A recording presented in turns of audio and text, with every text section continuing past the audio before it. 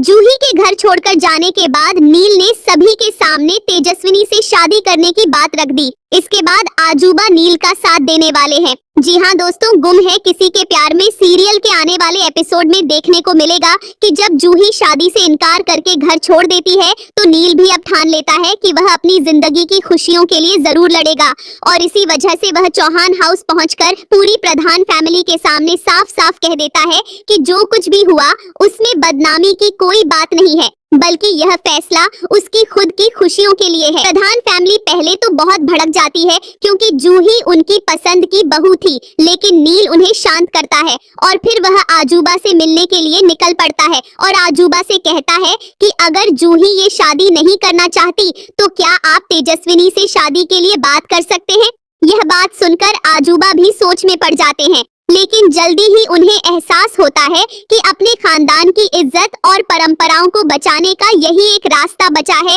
और इसीलिए वह तेजस्विनी के सामने हाथ जोड़कर कहते हैं कि क्या तुम हमारे खानदान के नाम और इज्जत को बचाने के लिए नील से शादी करोगी। तेजस्विनी ये बात सुनकर एकदम हैरान रह जाती है। उसके चेहरे से जैसे सारे रंग उड़ जाते हैं, लेकिन वह आजूबा की बातों का मान रखते हुए मजबूरी में हाँ कर देती है। हालांकि वह अंदर से बहुत गुस्से में होती है क्योंकि वह जानती है कि नील उससे प्यार नहीं करता, फिर भी उसने शादी के लिए उससे बात क्यों की। वहीं जब नील और तेजस्विनी शादी करके घर लौटते हैं तो सबसे बड़ा सवाल ये है कि लेना का रिएक्शन क्या होगा, क्योंकि उसे तो यही पता है कि उसकी बहू जूही है, लेकिन जब उसे पता चलेगा कि जूही नहीं बल्कि तेजस्विनी उसकी बहू बनकर आई है तो क्या वह उसे स्वीकार कर पाएगी, क्या वह तेजस्विनी को अपना पाएगी। और जब ऋतुराज को इस पूरी सच्चाई का पता चलेगा कि नील ने तेजस्विनी से शादी कर ली है तो उसका गुस्सा और उसका अगला कदम क्या होगा, क्या वह इस रिश्ते को मानेगा या फिर इस शादी को तोड़ने की कोई चाल चलेगा। यही सब देखने के लिए जुड़े रहिए